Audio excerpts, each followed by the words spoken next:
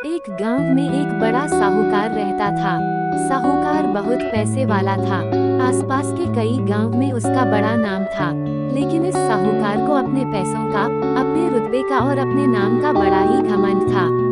वो अपने नाम को बनाए रखने के लिए बहुत ज्यादा सोचता था और बिना किसी के भावनाओं की कद्र किए वो सब करता था जो उसे लगता था कि करना चाहिए। साहूकार को कई सालों बाद एक संतान प्राप्ति हुई थी। साहूकार ने अपने इस खुशी को मनाने के लिए अपने घर पर एक बहुत बड़ा कार्यक्रम रखा, जिसमें उसने आसपास के गांव के सभी श्रीमंत लोगों को और सिर्फ ऐसे रिश्तेदारों को जो पैसे वाले थे बुलाया था। पास के ही गांव में साहूकार की खुद की सगी बहन भी रहती थी, क्योंकि इन दिनों उसकी आर्थिक परिस्थिति कुछ अच्छी नहीं थी, इसलिए उसने अपनी बहन को तक इस कार्यक्रम के लिए नहीं बुलाया। साहूकार ने जिस कार्यक्रम का आयोजन किया था वह इतना भव्य था और इसके अलावा उसमें इतने प्रसिद्ध और श्रीमंत लोग आने वाले थे कि इस कार्यक्रम की चर्चाएं हर गांव में होने लगी। ये खबर उस साहूकार की बहन तक भी पहुंच गई। बहन को ये जानकर बहुत ज्यादा खुशी हुई कि इतने सालों बाद उसके भाई को आखिरकार संतान सुख प्राप्त हो ही गया। बहन ने सोचा कि भाई गलती से उसे इस बारे में बताना भूल गया होगा और अपनों को भला कोई न्योता देता है। भोली बहन ने अपने भाई के यहाँ उस कार्यक्रम में जाने की तैयारियां शुरू कर दी। जिस दिन वह कार्यक्रम था उस दिन बहन सुबह सुबह ही अपने भाई के घर जाने के लिए निकल पड़ी। रास्ते में अपने पुराने मैले कपड़े देख उसे ख्याल आया कि अगर किसी और के घर जाना होता तो मैं ऐसे कपड़ों में जाने की सोचती भी नहीं, लेकिन मैं तो मेरे अपने घर, मेरे मायके जा रही हूँ, वहाँ मुझे ये सब सोचने की कोई जरूरत नहीं है।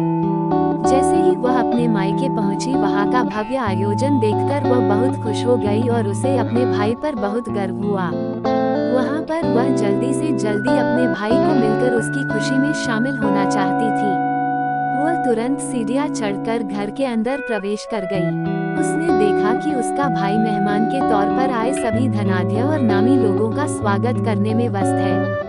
बहन जैसे ही अपने भाई की तरफ उससे मिलने के लिए बढ़ी, उसके भाई की नजरें उस पर पड़ गई और अपनी बहन को ऐसे मैले पुराने कपड़ों में देखकर भाई ने उससे मिलना तो दूर बल्कि तुरंत बहाना बनाकर वहां से निकल गया। बहन ने सोचा इतने लोगों में बेचारा अकेला भाई क्या क्या करे, जरूर उसे कुछ काम याद आया होगा, इसलिए वहां से चला गया होगा। बहन बाद में अपनी भाभी से मिलने गई। भाभी ने उसका स्वागत किया और उसे खाना खाने के लिए आग्रह किया। बहन ने सोचा ठीक है, पहले खाना खा लेती हूँ, फिर बाद में आराम से भाई से मिल लूंगी। बहन खाना खाने के लिए पंगत में बैठी। साहूकार भाई ने देखा कि अपने सभी धनवान मेहमानों के बीच उसकी गरीब बहन बैठी हुई। सभी कीमती पोशाक पहने लोगों के बीच उसकी बहन जो पुराने मेले कपड़े पहनकर बैठी थी, यह साहूकार से देखा नहीं गया। उसने अपनी बहन को अपने पास बुलवाया, भला बुरा सुनाया और वहां से जाने के लिए बोला।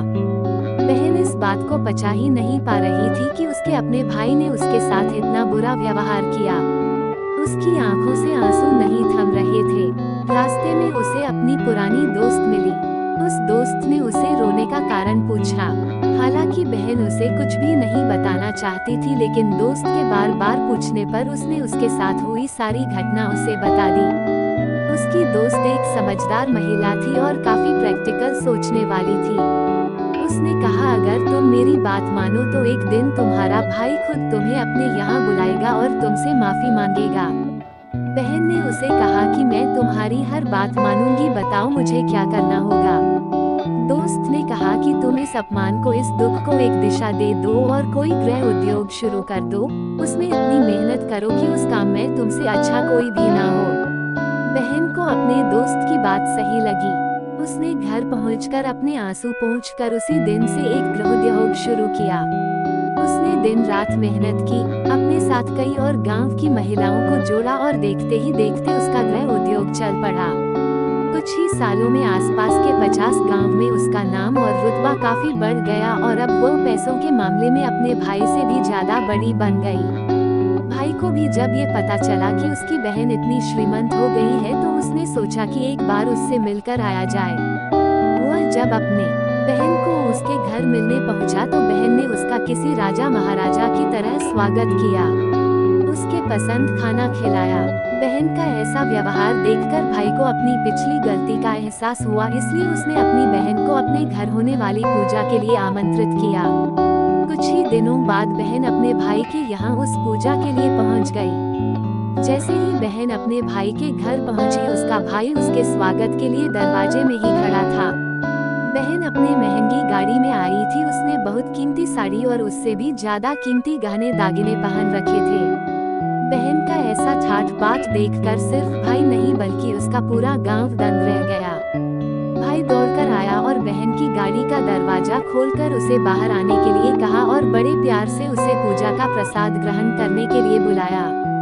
बहन को इस बार 12 पकवान परोसे गए थे। चांदी की थाली में उसे खाना दिया गया था, वह साथ में एक सोने की चम्मच भी रखी गई थी। उसके बैठने के लिए बेशकीमती पात्र रखा गया था।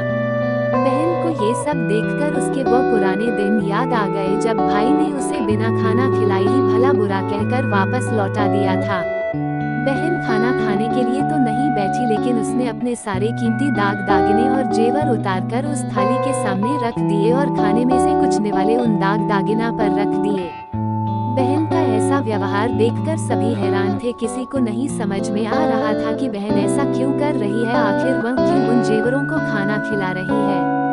जब सभी ने उससे पूछा कि वह क्यों ऐसा कर रही है, तब बहन ने सबके सामने बताया कि आज जो उसका इतना मान सम्मान हो रहा है वह दरअसल उसका नहीं, उसके इन्हीं कीमती दाग दागिनों और कपड़ों का हो रहा है। क्योंकि मैं तो अभी भी वही पुरानी साहूकार की बहन ही हूँ, अगर कुछ बदला है तो वह मेरी परिस्थिति है, मेरे कपड़े और गहने हैं। भाई ने अपनी गलती का एहसास होने पर इस बार अपनी बहन के पैर पकड़कर माफी मांगी। बहन जो पहले भी अपने भाई से निस्वार्थ प्रेम करती थी, उसने अपने भाई को माफ कर दिया और उसे गले से लगा लिया। दोस्तों, पैसे सिर्फ हमारे जीवन को सरल बनाने के लिए है, जबकि रिश्ते जीवन में मिले किसी वरदान की तरह है। अगर आपको ये कहानी पसंद है तो प्लीज मेरे चैनल को सब्सक्राइब कीजिए, लाइक कीजिए, शेयर कीजिए। तब तक के लिए हर हर महादेव।